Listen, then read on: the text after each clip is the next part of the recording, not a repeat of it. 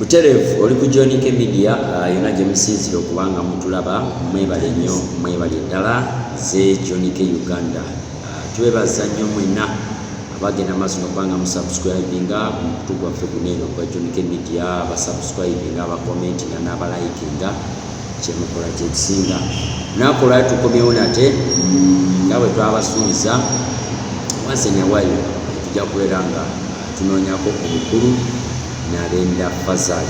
nga ye chairman wa National Unity Platform waneno Mbale City era nga tuli waneno office za NUP Mbale City nga zezitwala wamu ne Bugisu region. Ebera Bugisu region ni Bugisu ebera Elgon zone. So wetyo nako lwalero naku wotugenda okusinzira tubeere nga twogera ensonga zino na zino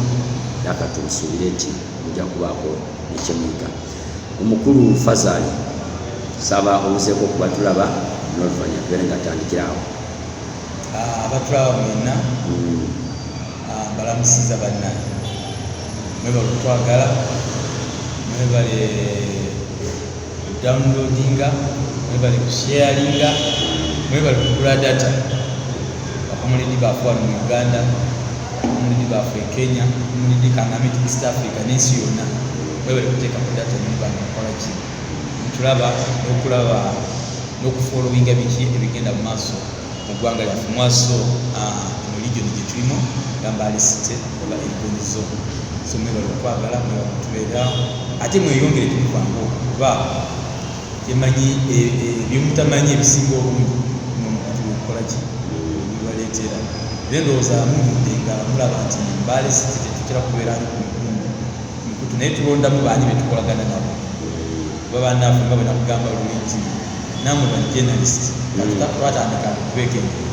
tomugamba jangu kavalinga wano information soka kukubira polisi nti abunange ngenda kukavalinga kundi so kino kimufuwaku okuty nti kati abatandikatokawo nga polisi yamusoseyo so nowaayo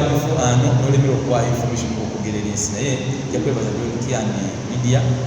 mwebale okutubeererawo n'abantu abaagala kundi tubafuna mwebale kuba ebiseera ebisinga obungi kubaddeko leka kidala bafollowers beyongera bweyongezi n'abalaba bangi ate ensuula wetugenda kumalirako yonagenda kutukira wamaketi w'omwaka I think tunabeera one of the best in the country that tunabafollow abantu so mwebale nyomererera mukulu moderator mukulu John K kasooke nebaze abo bonna ababaddeko ne batuukako mu wiiki oba mu mwezi mukulu edina tutandise bafunye ebizibu ebitali banaye basaasiddeko bafiiridde enganda zaabwe banaye mukama yagaba ate yakola ki yajjawo abalwadde era neyongera okubasabira ti mukama basusse mu ddengu bebisobose okwezanya ffe Uganda then abo abasuubira nabo okuba nga batuuka ku birungi nabo bateekera musaale ti mukama akoki abasoboseza era saala nga nange gyentera okusaabunga bulijjo nti esaala message esabira kapa oli awo bwe naye faddi olina okuddiba lyayo era naafe saaji osinga okusaba nti oba lubeera ddi okubeera mu Uganda empya kubeera mu Uganda empya kale tweyanza nnyo tweyanzeege kakati wenyaga tutandikireko ndoza wiiki ewedde emabega kampeni yammwe emanyikiddwa nga eyakunga Uganda ebadde ekyagenda mu maaso ndoza batandikira sagize embarra eyo naye lwaki ngirese wiiki eyo ewedde ndoza baali sagize yekyenjojo netulaba omukulu amanyikiddwa nga Saabakunzi ng'ate chairman Nyanzi ate nga tukimanyi bulungi ye mukulu wa principal ow'ekibiina kino ekya NUP n'engeri gyeyakwatirwamu etaali nnungi. Musajja mukulu ali myaka nga 5 naye engeri bamukwatamu ng'akaana ate emyaka 2 ng'alinga omubbi ow'enkoko embeera etaali nnungi ekyavaayoko nekyogeza abantu obwama for a while. Nange nja kunoonyakoko omukulu alinga atwala ekibiina ekya NUP waneno mu kibuga eky'Embale naye abeeko etafaali oba komenti gyateekako ku ngeri eno. ekisooka engeri bwe manga muli mukunga Uganda waliwo amateeka gemugobera gataatuukiriza oba just mwe mugenda bugenzi n'ekirala oba mukikola nga kimenya amateeka kubanga omuntu basobola okukwata bwe batyo kirako ekintu kyali akola nga kyali kimenya amateeka kunga Uganda eri mateeka webale nnyo webale ddala mukuleeta ekisookera ddala kankugamba nti nze chairperson wa National Unity Platform Mbale City current right now era nze omu eyakiikirira Mbale City mu National Convention of Lukungu that it was on 23rd February this year. Era ndi musaale nti olunaku olwo principal oba president makiro kinga mu February twakola it was annual convention yali yakamala kunga Uganda yali yakamala omwaka mulamba since we started that campaign kunga Uganda. Yes, it was 23rd February where it was at annual national convention wetwa ekibiina wekyayita chairpersons ne leaders aba National Unity Platform Uganda yonna okubenga tujjaganya okumala omwaka omulamba nebamukunga Uganda yes nze kati nze yakiikira Mbale City era olunaku olwo president Robert Kyagulanyi bwe yatusindika nti mugende mukoleki olw'omulimu awatali kwekobaana nti oba awatali kutya entitinaki kino kyekiseera kubenga mukuyogera ki mukeyagira ekibiina n'okukunga bannayuganda ababadde bagwamu essuubi badde mu tukyali ku mulamwa tulina okubenga tuyoyana nanti okulaba nti tufuna Uganda empya. So it was 23rd February this year twakoze omwaka mulamba. Ombuuziza ekibuuzo nti kunga Uganda kiri mu mateeka nga sinabakuddamu National Unity Platform eri mu bumenyi bw'amateeka oba eri mu mateeka bweba ngeri mu mateeka deri kijja kyeti kunga Uganda emenya mateeka. It is one of the programs ez'ekibiina kyaffe. Kunga kitegeeza mulanga abantu bana Uganda okwedda obumu. By the way, kakwe ekyavaako okuteekawo programu ya kunga. After election akaluka nkubira ab'emikumu Balumani Museveni teyabba ekyo kikyo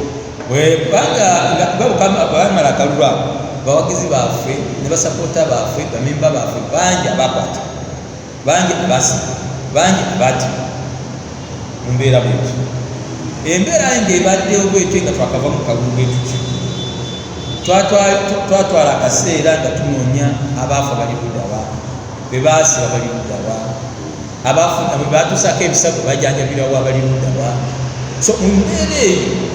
kyatutwalira olusinga mwaka mulamba okubenga tukyanoonyeza kuddabiza embeera eyo paka bwe twagenza okusanga nga abamu tebakyalabikirako ddala abamu twabasanga nga bali mu safe houses abamu bali mu makomera g'amagye abamu babatwala mu makomera ga gavumenti. Era katwenjogera saawa zino enamba gyemmanyi ey'abasibe ba National Unity Platform eriri around 623 abasapota bafuna abagizi bafe abali kyali ki mu makono gya gavumenti abawangu mu mbeera eno eyakuba nti bali bawagira ki National Unity Platform oba people power. So bwe twali mu mbeera eyo twava eno omulanga ne gujja bannayuganda omanyi babadde Kyagulanyi bakula Kyagulanyi yasirika National Unity Platform kuti abaana baffe bafa mu mbeera bwetyo nga bw'omanyi dictator yakozesa all mechanism akukuuta akusiteseka ekigere naye agamba itanyina akubulinyiza obulamu naye agamba tiyitanyina katonda ekyo kyanyina nga babonyiza obulamu oli. So kati mu mbeera eyo abaana bali makomera abantu bafunye ebizibu tufunye pressure okuva mu bazaade tufunye pressure okuva mu relatives z'abantu bafe kuki ng'ekibiina tugezaako okunoonya ekibiina kino okulaba ekituuzo abantu abaluddawa. So kyatutwalidde obudde kati mu mbeera ey'okuvaayo okutegeeza bannayuganda nti nedda tubaddewo naye bino na bino ebitukoze ekibi tufacing. By the way ekibiina kya National Unity Platform ebizibu byekifunye mu myaka 2-3 bisinga ebizibu ebibiina ebibaddewo ebikaati biri ku opposition ebifunye mu myaka 4. Ebizibu besije byatuukako bamani ate okituukako ekubugambye nti ebizibu National Unity Platform byetuuseemu ng'ekibiina emyaka gino bisinga ebizibu ebibiina ebibaddewo bya opposition myaka 2 ebizibu byetufunye kugambye nti saawa zino mu makomera mulimu abasibe 6+. Abasibe abo bwe twagenda kuba identifying ng'ekibiina mu nfuna yaffe entonotono aba ebibe tulinawo 5 ku 6 tulina okulaba nti abantu abali mu kulya bulungi balina okuba nga balabirwa famire zaaze baaleka abaana balina okuba nga bakola kibasoma balina okuba nga bebazaawo ekitabadde era bweba nga aninga eki njagala okuba reference ekibiina kyonna omuntu ali eyo oba FDC oba DP bwe baali bakozeeko ne basiba abantu abo babe nga balabira famire zaabwe naye ekibiina kyaffe okuba kikyali kito nga tuyiteke responsibility wadde ekitoni wekitubeerawo at least omwana tuteekera emitwalo 2-3 abeere ng'abeera ku ssomero so si tabeere waka kuba taata ali mu kkomera kuba kati Museveni wakozese nti mula onanja akusiga olaba muna ali eri kati awo abantu kibabeera mu commitment gundi yali wali bamusiba abonaabonere kati kiteekemu abantu okujja okuba nga bawagira ki national platform so kati ekigambo okuga bwe kyaze nga tulina okudda eyo eri ku byalo tunyonyola abantu baffe tibannaye tubaddewo n'ebino byadde bitukola ki naye tukyali ku mulamwa ng'ekibiina we have to move ng'ekibiina ekigeregesa era byonna bye tukola tebibikola nga bayekera era singa tubikola nga abayekera Mwami Museveni yandituuse n'atumalawo naye olw'okuba embeera eriwe nti threat Mwami Museveni ne gavumenti ye gye balina eri nti baludde mu buyinza nti kano ke kaseera okuba nga bakola kibakyusiba tewabaddeewo threat ebyamaanyi nga y'abavubuka okwega ate nti baagala kiki bano babesige babadde nga babeera linnini bana abazeeyi bwe batyo nga abavubuka si nnyo but it is now a generational cause. That's why kaseera kano poliisi ne Museveni kati bo bafuka tibawulira akantu kone twaliwo activity ya national unity platform egenda mu maaso balina okuba nga bakola kibakisamukanye naye tetuli bamenyi b'amateeka byetukola tebimenya mateeka kyova olaba singa bimenya amateeka singa tuli makomera naye lwakuba nti niko tutwalayo tetulina musango tubakoze ki ekirala oba otunyako eddembe lyaffe nga bannayuganda eryabwe bange okweyogerera n'okwega nti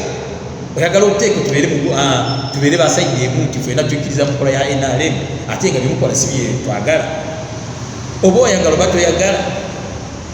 opposition ina okubeerawo ati naafe saazo wetwogera national unity platform naye kuba nga tuze mu buyinza opposition must be there but how are we to treat those opposition? Take the case Kenya ogiraba Raila Odinga nga alikwekalakasi ki ekyabaddewo walabyeko amagi walabyeko ebyasi naye kati saawa zino ekyenyamiza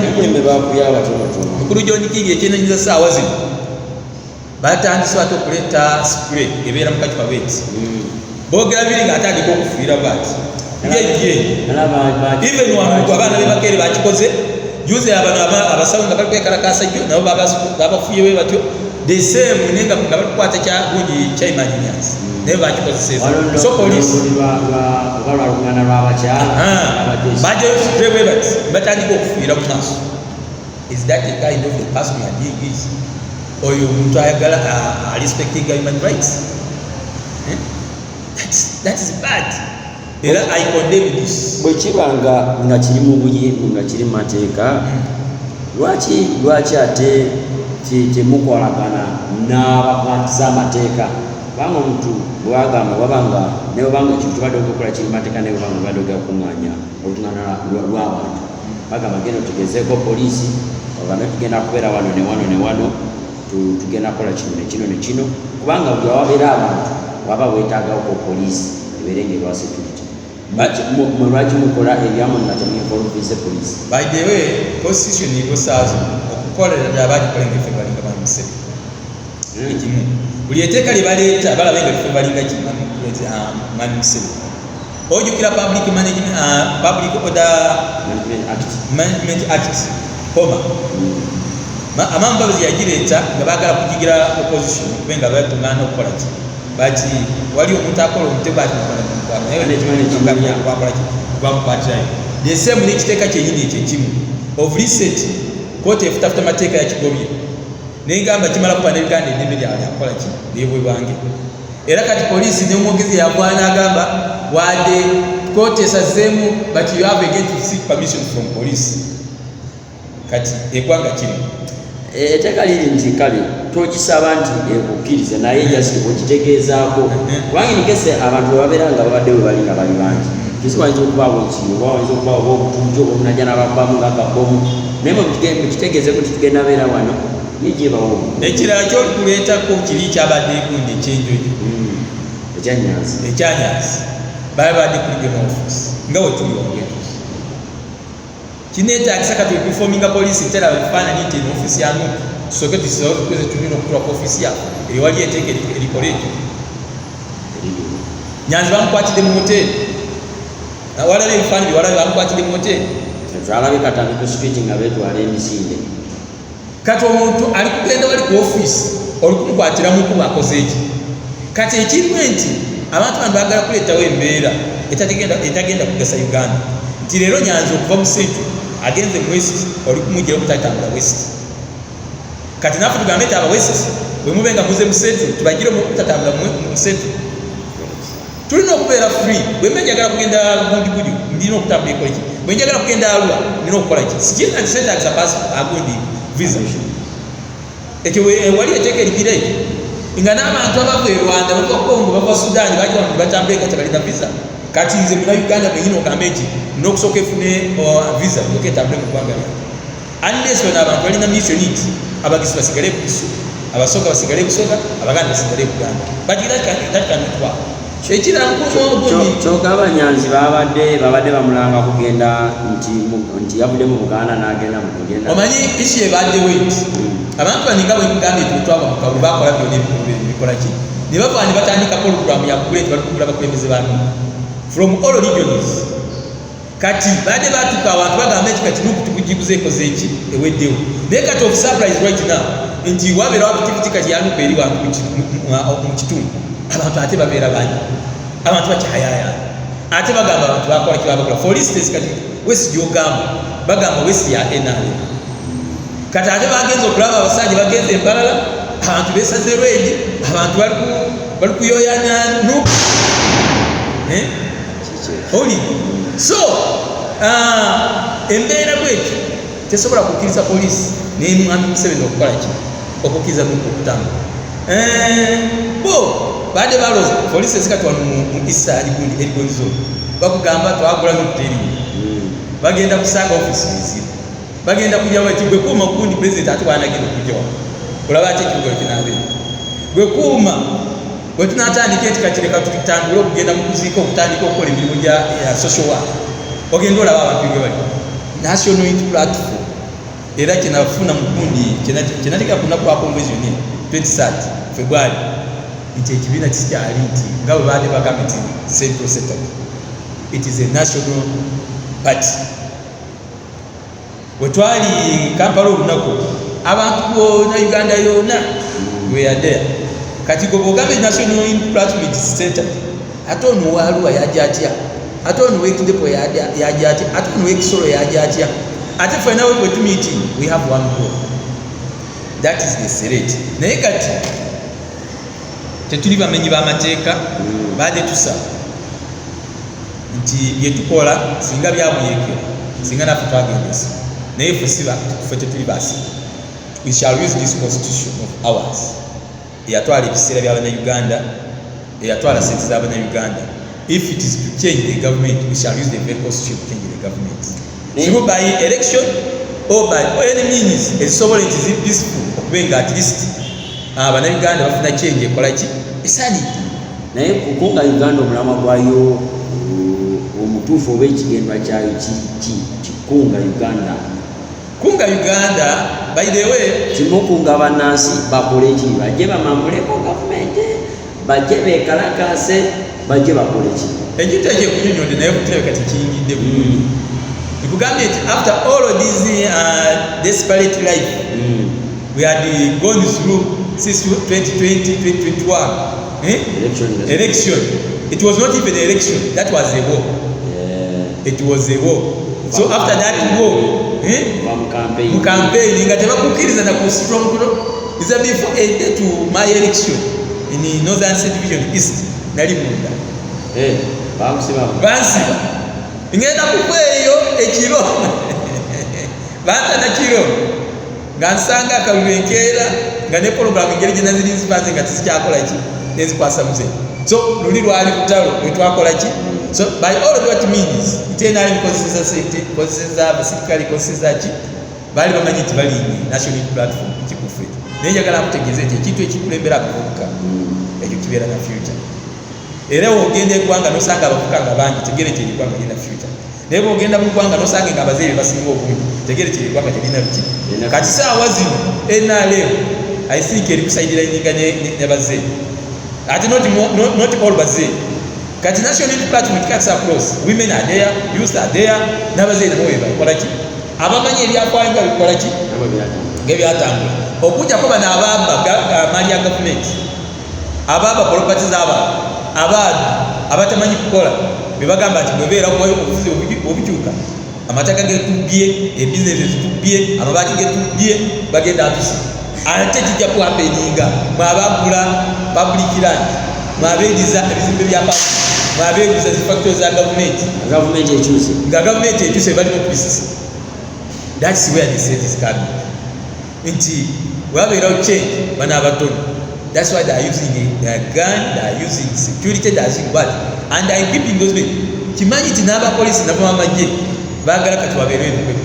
Baba bali kukola. Hajja ze kambagambe. Bwe tunaabe nti tukola activities za NUP, baba bali kukola. Because they say tear gas, masasi biki. So they also work. Tolowooza nti babeera era bwe nga tusisemu wetu bagamba enjala etuluma muyingire street. Naye twagala kuyingira street ebitalimu ebyo, tuli kukola emirimu engeri eri professionals. Ekirala badde abatulaba nga abayaaye, badde abatulaba nga abatalina mulamwa, twagala abategeeze nti tuze we tuli, ate obuyinza tubanga, ate twagala obuyinza buli obugenda kukyusa obulamu bw'Abannayuganda. By the way, ekyebiva n'enyumiza mu national unity platform itizi ekibiina ky'abasajja abayivu, ekibiina ky'abaana abavubuka abandi badde nga bayoya abatambuddeko okuleka bano abazeeyi abatambula eri ne balaba ne basigala eri ne bakomya ebiri bye balabye eri, naye bano abavubuka alabye eri ayimala akireetebwa. That is the government we need. Eti naafe tulina okuba nti at least tubeerako n'ensi etwenyumirizaamu, tubeerako n'ebyo twenyumirizaamu, ebyobugagga byaffe bibeere nga bigasa bannansi baffe. Ogende mu ddwaliro nga yes mugamba Amini teyasoma naye ebyobujjanjabi byali birungi, mugamba baamini babo tebaali babi, naye enguudo baali bakola ziringa akalimi kanawolofu naye nga zimala myaka. Naye wano tukoze enguudo naye tezimala myaka 2 nga tutandise okugenda muki ate zazituteese tenyingi. Kati ewo abantu bwe bati bwe nga tufunye abantu ab'endowooza nga pulezidenti Robert Kyagulanyi. Manyi Kyagulanyi emwagala mu kitiimitiizi y'omuntu gw'osobola kulabirako mu myaka gye n'endowooza ze, obulamu bw'omuntu obulala ne bumukola ki ebukyuka. Okuleka abantu bano abayaayi abamutwala ng'omuntu mbu munywa enjaga yali munywa njaga, naye Kyagulanyi kati nze gwemanyi oba Uganda gwemanyi oba gwemanyi nga pulezidenti waayo y'omuntu akubuulira oba n'otunula ku ki n'okutunula ku bulamu bwe nga bwe butambula n'olabira ddala nti you can change this nation. Ate y'omuntu ayagaliza ng'okonye ku Kyagulanyi awo era nyagala wakolera endowooza ojje nyagala okuba nga nfunawoko byebuvuddeko awo. Era ndusa wiiki ng'eri waliwo tweet eyasinga okutambulanga ng'eraga nti Muhoozi yandyagadde okusinkanako Bobi Wine oba Kyagulanyi Ssentamu babeeko bye boogeramu. Waliwo abantu babasaba basizinkane. Do you think Kyagulanyi asobola okusinkana Bobi Wine oba Bobi Wine ogenda ewaggulu wa Muhoozi? Kisoboka mwe nga mwe kiba kibakolera n'eggwanga n'okutwalizawo? Ekisookera ddala yenvuddewo omuntu abeera muwanvu. Okusooka Kyagulanyi yaliko mukwano gwa Muhoozi basali musali, naye kati saa zino levu Kyagulanyi gyaliko olwomusi eyisaamu ne taata wa Muhoozi. Kuba omuntu okwesimbawo akalulu n'okasinga, omuntu akudidde n'alyoka atwala entebe era oba okola ki? Kati saawa ekirala Muhoozi mujaasi munamagye ono Kyagulanyi ze civilian muntu wa bulijjo. kati simanyi munamagye ne civilian bagenda kwogera ki Ona akasema ayagala ntebe wa president. Anya ayagala ntebe ya president. Muhoozi ajagala ne Kyagulanyi ajagala. Muhoozi naye mutwala eri. Gwe mutasobola kusinga taatawo kati ku mwana ogambe nti zigenda mu competinga naye kijja kitya. Ani yasinga? Gwe nkugambye nti Kyagulanyi levo kati gyaliko omanyi bannayuganda mugenda ne mwerabira ebintu ebimu ekirala mugenda ne munyoomere abantu Katonda babakoze ekyakutteko gwe jonike bw'obenga wanyamba nembala kati ntuuse wano nzikyapasi wa city ng'agokyala erinyi bwabisi bantu okutuukako tekikulowooleze nti kwowanyamba tukyali kulevuemu nze kati we bayita abakulu bameeya nze mwembeera bwe bayita ab'ebyalo bw'obeera eri wansi kati osobola kutuula wamu kati ezolevu Kyagulanyi yakola ki kati yandibadde Kyagulanyi yayitani Muhoozi ng'alina kyayagala kumukola naye so si Muhoozi okuinvaitinga gundi Kyagulanyi ono kagirevu ndala yasibamiro osanga bagenda mu mitinga mwogere ng'abaali ab'ebyokwa nga boogera biki ekirala nga bwe mugambye Kyagulanyi pulezidenti w'ekibiina ekiramba ekyeggwanga oli ali eri mu magye kati oli kodisize kondakiti ze zigenda ne security yandibadde kati ayita baani bagulu bano bamagye nga bwe bakwasaganya ensonga zaabo bano ba security ko bano balabe engeri gye bakuumamu security mu ggwanga naye kuno bya Kyagulanyi kukwatagana ku ntebe entebe kati saa zino eri mu mikolo gy'abaana Uganda bali kukwesalirawo ani alina okukola ki so si Muhoozi Museveni oba Kyagulanyi alina okugamba nti undi alina okubeera ki ani esi muwe nga mufuddeko eti kati byakuteesa entebe ya Uganda ekubweko edibetingweko eteeza Kyagulanyi oba Muhoozi oba Museveni oba Besigye but if it is the ball goes to the Uganda ne bagenda mu kalulu balina okusalawo anani kubeera ki ekirala gasala kuva ku ekyo Muhoozi yandiise Kyagulanyi if there is an insurgent of security eizo oba alabe Kyagulanyi akoze security samweya etali kutambuza bulungi eggwanga n'agamba yesa nga munamagye yagadde mwami gundi twogere ekitiro tuteze kitambule ekyo nga bwe kugambye Kyagulanyi nze civilian muntu wa bulijjo atatambula wadde nakapisto Muhoozi bw'aba ayita wano ayita n'etanka na bikyebi kati omuntu otyo okumiba ayitibwa mu maka g'omuntu civilian aba ati asika yalinga n'abaana bagamba ate taata ki ekituuseewo era nze nsuubira nti naye Kyagulanyi bw'abe nga asweyalinze ine as president n'ebitanka ebisinga ebimotoka ebigula asobola kubisalako nyonyo motoka gatano ziba zikumala obeera pulezidenti w'abantu kyekikuteesako ebimotoka ebintu bwebityo okwononamu asente z'omungu omusolo wali ono pulezidenti yali wayugwayi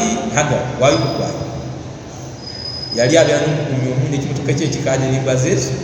bbiri yabeera nabyo waka bakize pulezidenti eggwanga lyakulembera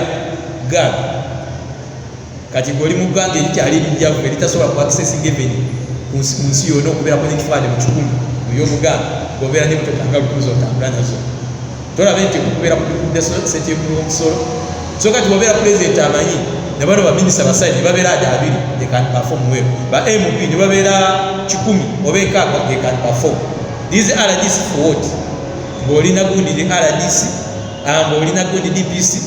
n'obeera mu badiso baki that is it giso musalasala ebintu bino nebikendera nefacti edda twalina bagundi ziti badisi disi yasobola kutwala district nga Mbale which is now kati erimu district musanvu naye nga service kandi bikirokolomani agamba ekirundi gundi negundi kikukola kino no si bantu batono abantu okubeera miliyoni 10 tebabeera batono ekirala abantu ate babeera bangi it is good for the economy ekifudde China okubeera engaaga ne India because they have high population kati fe tubeera abantegere nti ne our national GDP nina okubeera nga ekola ki erinnya oli kati bwe mubeera abatono n'ebyenfuna nabyo bikola ki wakati wana emisolo gibeera mingi kati osobola kuŋŋamba saa zino wali twali obukadde 10 nga budget basoma ya bilioni 5 bilioni 2 bilioni 10 kati saa zino tusoma trilioni 45 bwe tugenda tulabe nti eggwanga liba likoze eki liba sente ziba zeeyogeddemu so abantu babeera abangi sente ziba zikola ki kati you cannot tell me nti wali abantu baali batono tuvolaba service we have there service sazi zandibadde possible naye kube nti we have technocrat and civil servant who are corrupt naye singa tubeera n'abantu tebakola emirimu based on government service ezirina okutambula kintu kibeerayo kya so eggwanga tusobola kungamba nti wali baali batono era n'ensaazi mwami Museveni yandibadde nga yesi tuli mu bukadde nga 45 kugenda mu 5 abantu bangi nnyo sente Uganda tulina kakitegeeza gwe kyamuwozi okusinkana Bobi Wine twaliwo kiwagirako wano muwozi agenda akuuma ensalo za Uganda kuba amagye by the way constitutional amagye galina okukuuma embooda z'eggwanga mundebere poliisi naye kati wano twamenya amateeka ate ekirala muwozi ali kumenya mateeka singa yabadde nti muntu mulala yandibadde kati ali mu mateeka w'ebyuma ali munamagye naye ate ali kwogera ku byobufuzi ekitakirizwa mu mateeka ga Uganda osanga agenda lekulira okulekulira sejuza bwe yayogera bwati bamulekawo bamusi ono gundi zitika Ibulani babadde nga basiba because bogedde ku byaki byobufuzi naye Katonda atambula n'ateekawo n'akuba ne t-shirt abantu ne bambala bude 10th president of Uganda tetunaba kubeerako na program ya election ku leta road map ya 2026 election naye t-shirt gundi enkunga zitandise okutambula kati singa ebadde ntomutumu kati ffe tuli kibiina okwandibadde nga tukola emirimu nga national platform bali tukwata okuteeka ebitali oza lwaki muwozi akola ebintu ebyo otandika okwogera ku byobufuzi alaga nti ayagala obukulembeze kitaawe waali tanava mu magye sayansi kyali ababega kuba tulina obukulembeze bwa nakyemalira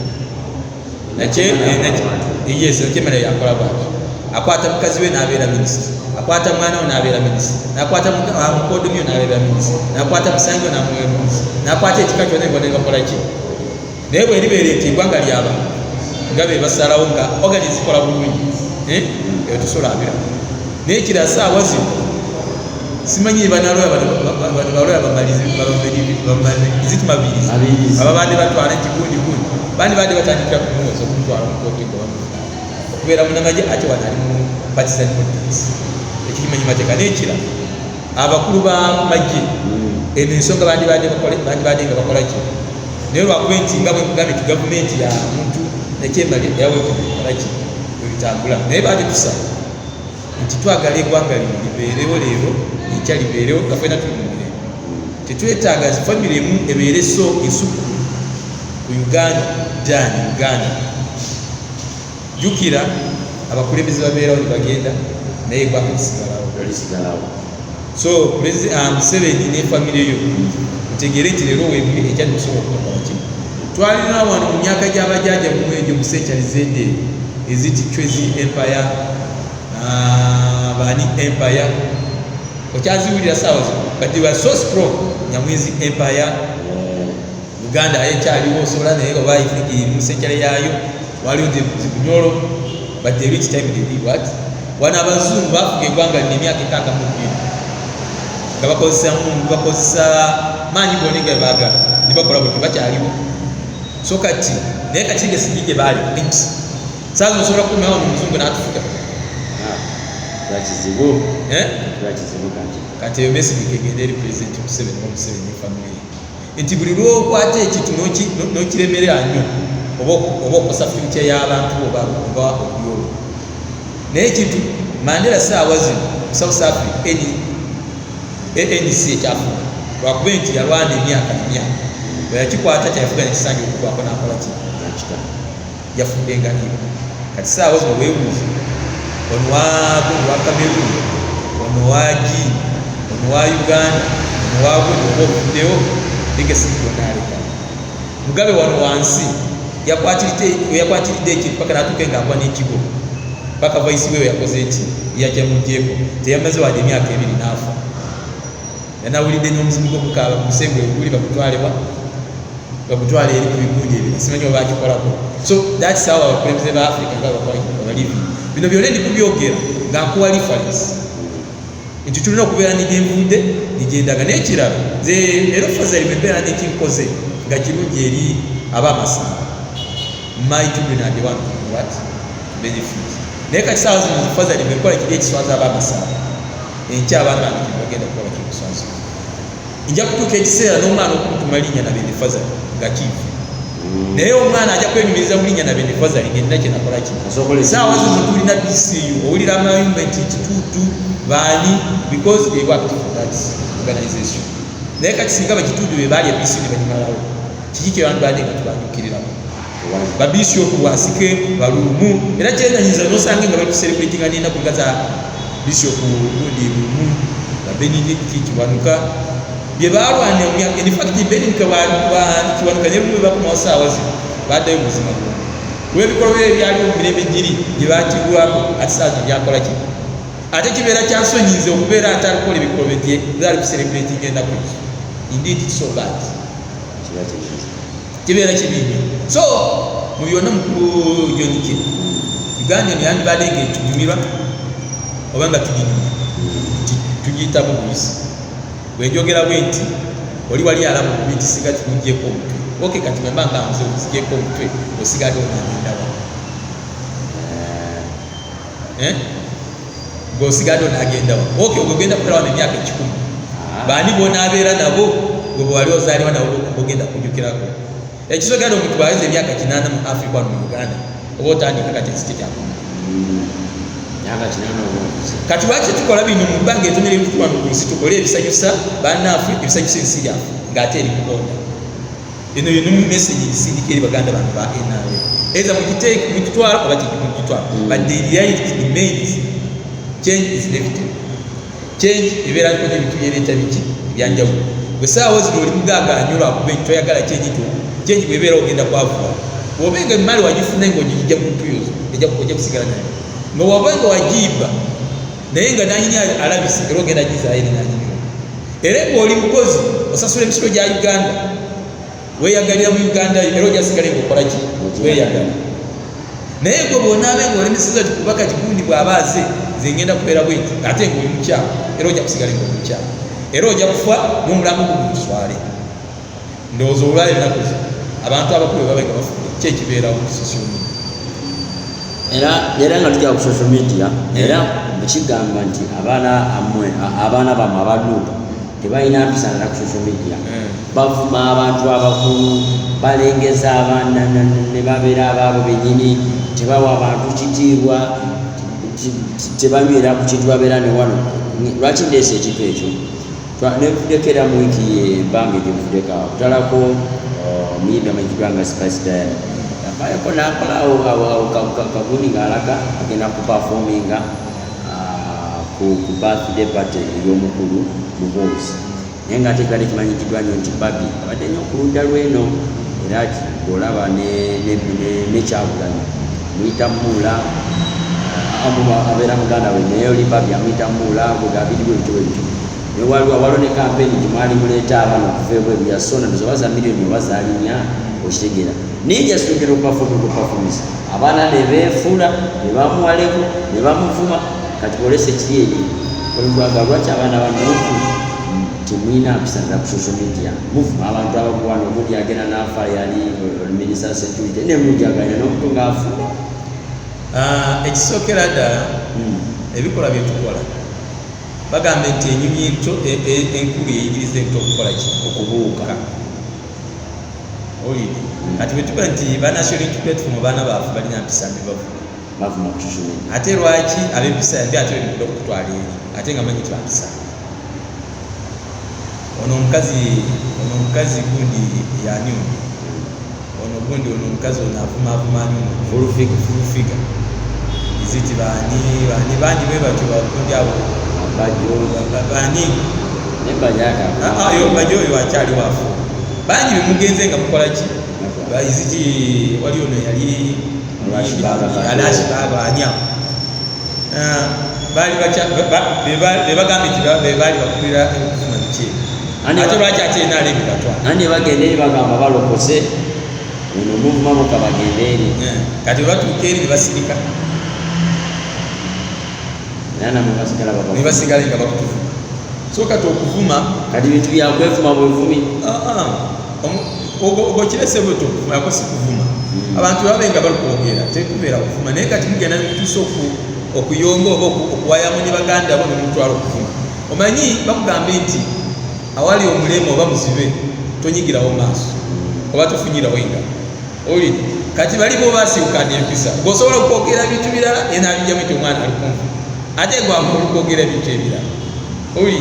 so kati ebyokugamba nti bano tulina mpisa bibiki by the way nupu nga wesoose okugamba kyekibiina ekirina abavubuka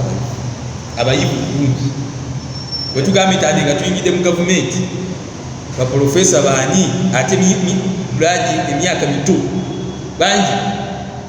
abalina obwongo abasobola kutambuza Uganda abasaza okuleka bano abazeeyi abatalina data ku kompyuta oli abasala era nabo n'abantu bakimanyi bulungi enaali bakimanyi bulungi nti tulina abaana okuzaanya eki bakikolera ddala jjukira mabega eyo twalina embeera ey'ekibiina ne bayita eno ne basika kibalama bajeeko ekibiina naye singa twali nti tetwasoma tuli bayivu era singa ekibiina bakola ki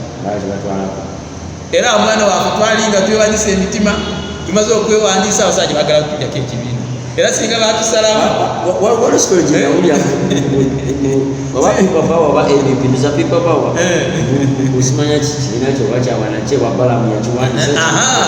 by the way nga bwe kugambye tikyakola misajja engera wa omanyi singa twasigala wano mu people power singa kati tukyaliwo Zeni yaita bwati nakamba bala mwiti ekibiri kywanyize nga ye cheza mu kusooka mwali magakwaliza people power ngiki kwa yali ekute bulungi kati otwabe kati linya liri omanyi kati ogenda kwandisa political party basooka kulaga gundi organization ngereje za wandisa kati bali bagenda bakukinga ne bategere ne batublokinga kati nga bagala tuleta batuteke line ya people power batulete ng'ekisinde kyabayekera bali kuba sakati ekiboka nga tetunayo tukola ki n'okutusiba omwana nayiyawo mangu nakwira ali kibalamenti twakantuka kibalama naye nakiza kwekyo yali akiteeka nga tekirina kyakola ki mukosa memoranda mubazazajukira zadati neyekyusa kirungi kooti nekola ki nekiryalinga kati saawa zino tebalina ngeri yatublokinga registered political party erina okukola emirimu enalimu gyekola FDC gyekola GP gyekola kyovola abafa ojwegakolakumabigiro naye mawuna ina banagamba NUP tekikibiina it is a briefcase etakola ki it is a briefcase erina ababaka mu parliament ate yesinga kati newewunya abantu abo kati oyo oba omuseemu nti abantu bangi tubafuna naye ate ku bantu abasinga okuvuma nise kuvuma yena ye mawa akwata ekisooka kuvuma oli avuma kati abantu abatuyigiriza abaana abamu okuvuma ye mawa ali eri saazi bwinaale kati oyo naye yagambye nti abantu ba NUP bebafuna naye nogamba waayo okuvuma ebaya wovaawo noja bakondo baani bamanyi okukola ki okuvuma naye fe tetuvaanuko kuba tumanyi nti n'emyaka gyagikoze eki gibagenzeeko bano bagenda kudda wali nga batulabira wali mu ddiro n'abazukulu bange nga tuli ba minisita nga tuli ba vice president nga tuli ba chairperson ba meya nga batulaba bati naye amaaso nga tegalaba n'olusi nga batuwuliza buwulizi oli so mukulu moderator tuli bampisa era ndowooza olaba ne president waffe ng'ayogera mukaka unless wabeerayo kimuyisenga omuntu n'alyoka ayogeza busungu naye omulabe nga aba ayogeza bukaka ayogeza ensonga zolaba ekizitwala Uganda mu maaso era ade ng'ayogera ebiseera ebisinga obunyaka mwami Museveni nkusaba kino wandibadde okwatako mwami Museveni kinenkusaba wandibadde okolako mwami Museveni n'abasajja wandibadde nga kukola ki ezo zibeerawo nyingi za indicate nga zikolako olaba motoka ng'otambula bwoti bw'olaba nga indicate zigira bwezi kiba kiraga ki waliyo ekizimu mu maaso kuyimirira nawe ali mabega ojja n'okubona obo naawe ojja so kati omuntu akwa indicata aba akulabula kino kyusaamu obulisenti wagambye ku kiri kyagundi ekyanyanzi waliyo nekyabadde mbagerere kumpi njaseemu simu yange nga mpulira ddala nandibadde nga ndi wali kusi nandikudde ku musajja mu bulago engeri gye bali kusikamu ekundi kyemaani ndabira ddala obusungi nti oba ngukire mu simu by the way sitera kubeera so emotional mu mbeera bwetyo naye kati wali ekintu kibakukola nolabira ddala nti ade nga toli mu mbeera ng'olina okuba nga okola ki by the way embeera bwenaabeera bwetyo ojja kusanga ng'abantu bajja tuttanga nga bwe baata emikono kuba sijja kulaba John K omusajja ali kutugunya akusika esimba akuliga biki otunule ine tunafuna tute tukole kitugwewo in fact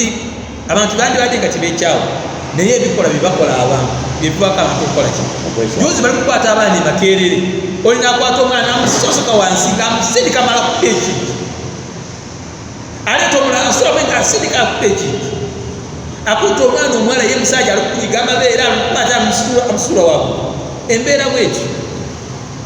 kati indiketa bwebuga kyabanyagamba ti mwami gundi kati enkeera abantu bebajja bafuna obusungu nga bagundi okulaba ebikola bwebityo muntu asobola kukola ekitakola ki so security bannaye tubasaba sente zemukozesa okuba tweninga zafuba na Uganda fe abasasula omusolo emundu masasi gonna ge mulina fe ababigula naye twagala bikuuma eddembe nabuntula muki mu ggwanga mwabajaasi b'abamagye baidewo atirisinja kusimbako n'abasirikale b'amagye mwadangizi polisi bano abamadowadowa bwenalaba balikukwata wali Nyanza atiisa omusajja w'amagye ng'aliso ambo alabira ddala n'ebintu abapolisi balikukola kirabika abirabo obanga bimenya mateeka aliso bamuteesewo naye tamanyi nekigenda mu maaso atalina pawa ezisobola kukola ekintu kyonna naye buno omusajja asika omusajja akubenda biki kuba ate wa polisi naye ng'amagye alikukola ki omusajja bamubya azirise bamuteesewo tebalina kyakukola ki kyakumukolera oli nekiriniki esigibazeyo bali kumutwala kirinaga kati niweebuuzaako alikukola ebikolo bino tolina muganda otolina maama otolina mwana wasobola kugenda mu ddwaliro nga teri eddagala naafa that is Uganda we have to look at so embeera abantu in fact tubadde bakitizi nnyo naye ate polisi n'amagye batukuwadde ate obukugu bw'amaanyi twalibi nga tutya nga olaba naye kati olaba kati naawo kyokola kiyagansebe kati twamugumira naye kati embeera bwe nagenda bwekyo etusuubira kifaananyi bino byonna tukwa indicata gavumenti banaye twate bulungi abavubuka bano tubeere n'ebyokufuza ebirina atmosphere ekola kyeri favorable enale buli wali mu meeting yo peaceful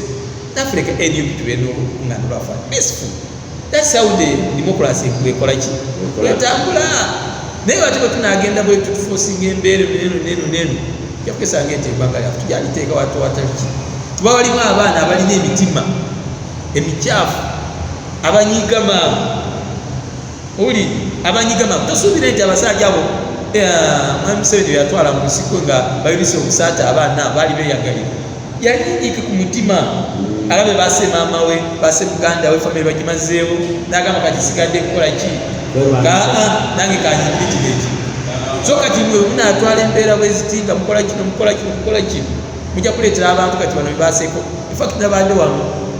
okulaba ku famire z'abantu bebasiba abaana baabwe nakwekukwata oli bamusiba alina abaana 9 abalongo bali awo buno obuti biki tebalina kyakulya tebalina fiizi naye omwana ali kitali omwana ali muzira bamusiba lweyakite yali awagira NUP naawe notuuka ate nga tolina kyakukola kikyakubakolera ng'olinamu 10 n'okola ki naye ate nga tolina kyakukola ki so mwami Museveni ne gavumenti n'abantu bo bino tulipootinga ebiri ku ground ebiri mu bantu security n'abantu bo operative gye bali kutuusa ku bannayuganda ekikabo ekyo bwe kiwulira bwe kityo abamu batutya n'otutya walabe twaye NPR ate oyo alabisibwa mu kitundu oba ate kyekiriwo bali abasajja atubage embeera muteese mu bantu mukutya abantu bakyakalya mu ggwanga lyabwe naye abantu bandibadde nga beera free FDC ebeere free NRM free NUP free in fact I'm very free ever when I'm on air nga ndi ku radio n'abandaganda bange aba NRM togera but I always put them the line where the Uganda we need yetwegayagaliramu so mu yonike sagadde leero tugende enyo bandi n'ebindi byakwogera lunaku lugamba about our Uganda naye olw'obudde kansabe waliwo ekintu kimu kyenyaga okubeera nga nkubuuza mbere nga nkuta kiri nasho naye nga ate kiringa ekisibuka wano leero si 12 ndowooza minisita ow'ensonga z'Ekalamoja Goretti Kitutu lwalina okubeera nga akomezebwa mu kooti olw'ensonga z'amabaati ensonga eyo nalabye abantu abamu basanyuse okubeera nga bakutte ateebereza okubeera omubbi ow'amabaati kuba bakyamunoonyerezaako kooti tenasalawo nti musalidde oba mubbi oba si mubbi. Naye abantu abamu naddala abagisu bagamba kino kirabika kiiso kyamuze ekiremera okutunuulira omubaazi nekirema okutoolera ekiseera ekinono akolaki omubaazi ku bantu bonna lisiti eyaliko lwaki Kituutu awo nebaga yabadde kugamba yalinga waggulu yasalawo gwe kasajja twalagano nze kaneewegano naye nga babagamba bonna babadde babbi bandibadde babasiba olusa kyandibadde feya okubeera nga basibako Kituutu yekka oba n'ekirala ng'osagano okuba nga asibe Kituutu tusubire nti NRM kati eri serious obubbi kati egenda butula ku fete. Ekisookera ddala I always say this nti mu Uganda oba mu gavumenti ya Mwami Museveni tulinamu abaana n'ebyana. Kituutu okubeera waggulu ekolomoje ng'abagisu nga babawadde minisitule abaana ababiri twagamba abaafu bombi mission ki eryawo. Ekisookera kyotamanyi kolomoje gyolabe yerina ebyobugaaga almost ebyamaanyi wa mu Uganda yo balina golodi balina layimu balina dayimu n'ettaka lyabwe kitumu nnyo. So waliyo nabainvesta botamanyi nawamu naye nga bali eyo. Naye ate bwogenda ku kundi bajeti ya Uganda nga bali kugisobola ogyetegereza ojja kusangamu obugaaga bwa minerals ebulindiketiti. Ojja kusanga switi bamuteeseeko omusolo sente bweziti aleeta sente bweziti gundi badde naye tojja kusanga nti golodi oba limestone bagundi of recent bakoze n'enteeka basima omusenyi abakuba amatafaala naye liryawo naye okuba nti lyajja n'enteeka lyali lyakiririza lino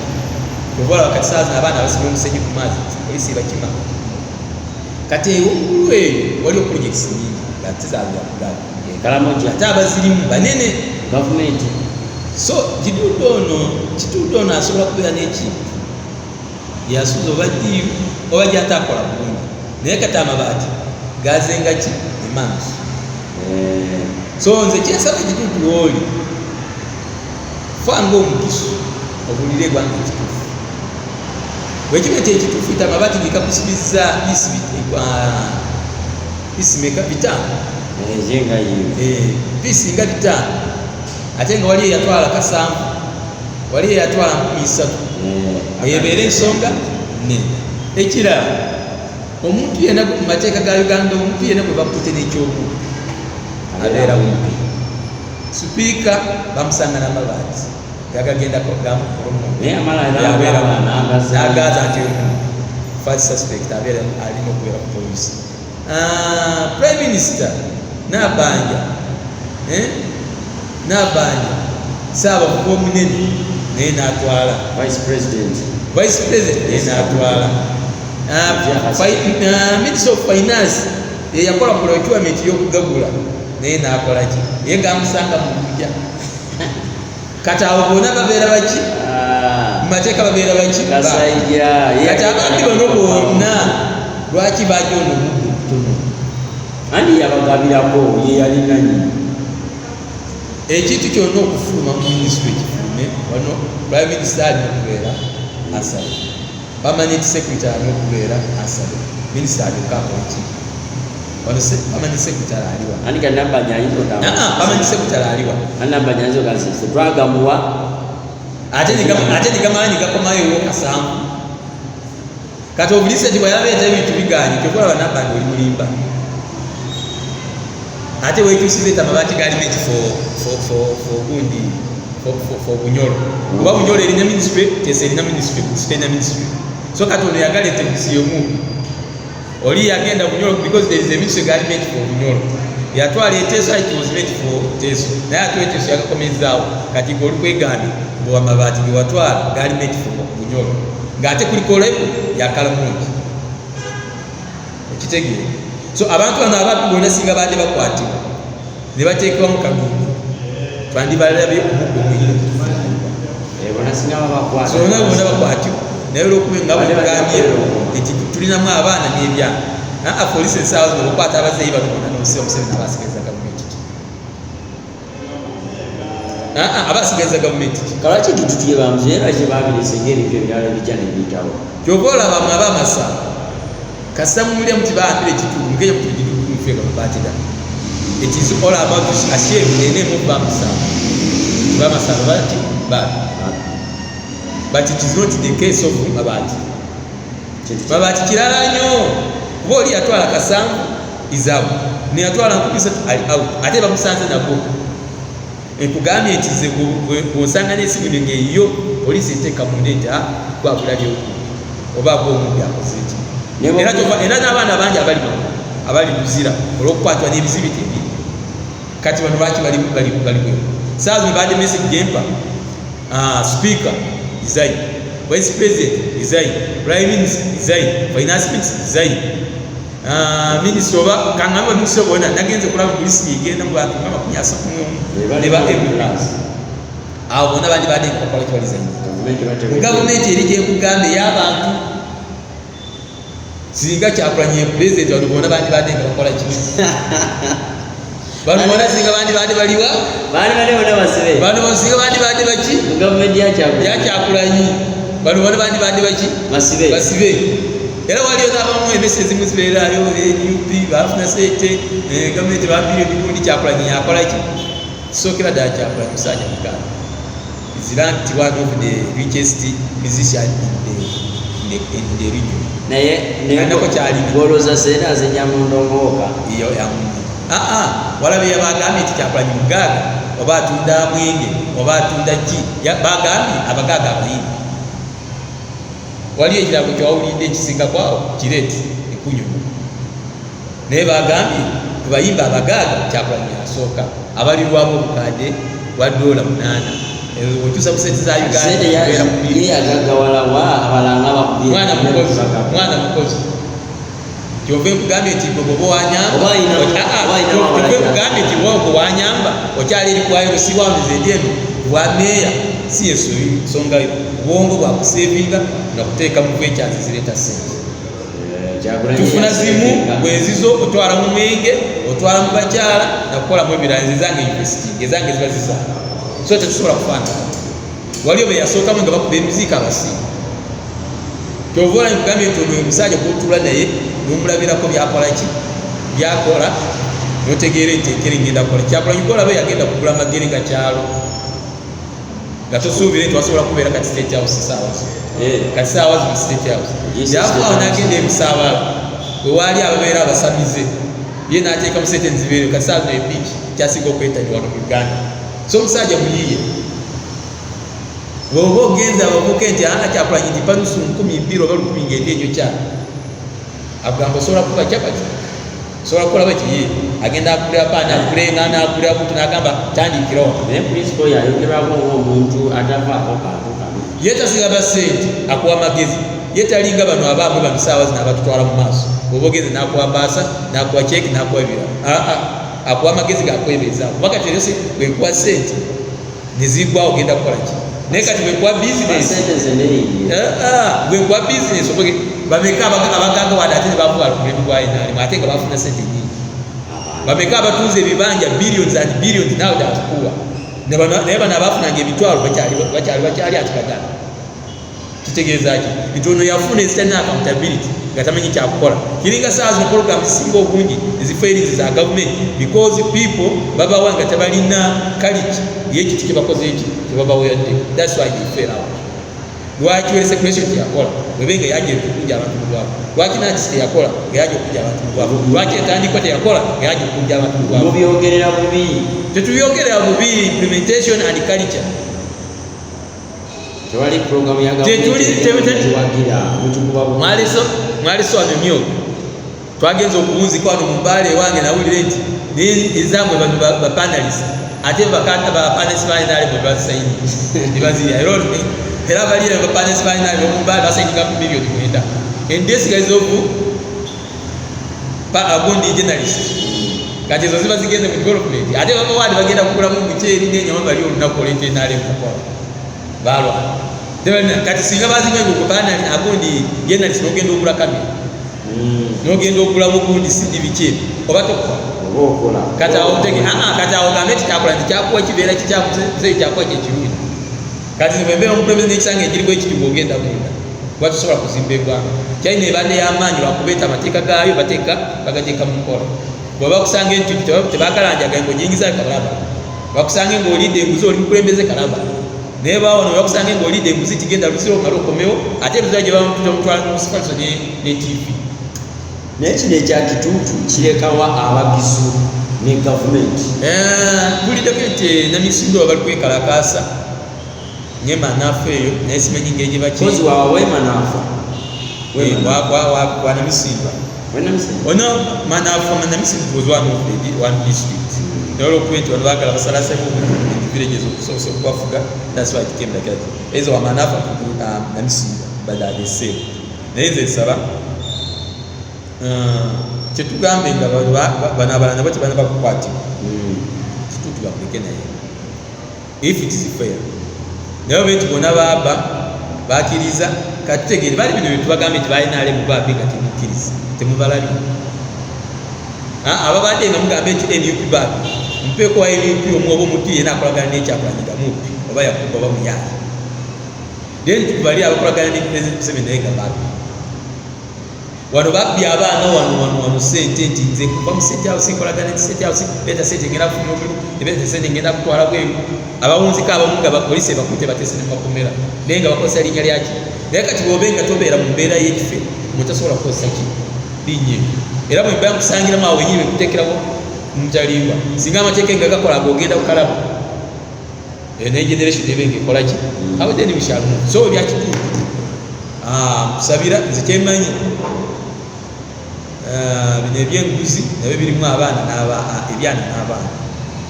kituutu is now sacrifice for the other big one abaliyo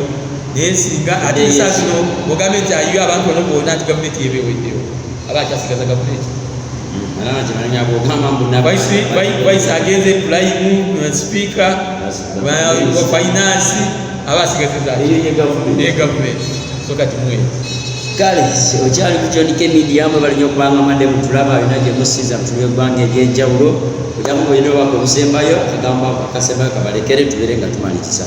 nga maliriza bannaaye bannayuganda abadde abaana bali wala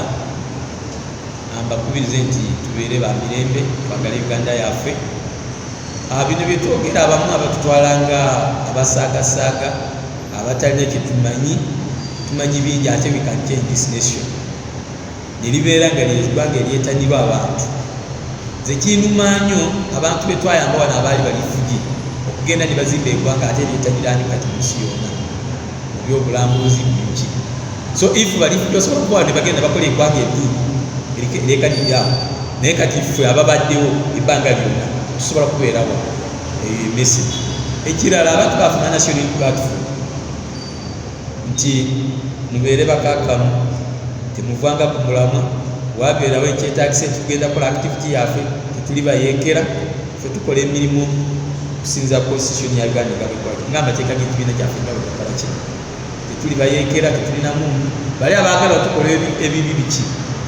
ebeekera bigenda kubaddire nga bisiiraani byabwe so mubeere bakakamu tambuza struggle yaffe bulungi oli awo esaala message esabira cabbage oba oli awo lifagi naye liba lyayo naffe edikusaba new Uganda gyenyoyala era saa yonna kama ajatukwatira kutigifuni naabo abaze nga batuwonya abo ebyabasaasi kuba twagala Uganda etudde entende eri united mwebale nnyo mwebalire ddala kama abakuume abavudde mu Easter bagaze ebirungi abasiraamu bagaze ekisiibo ekirungi ne Idi Mubaraka mwebale nnyo mwebalire ddala kale oye mukulu Fazal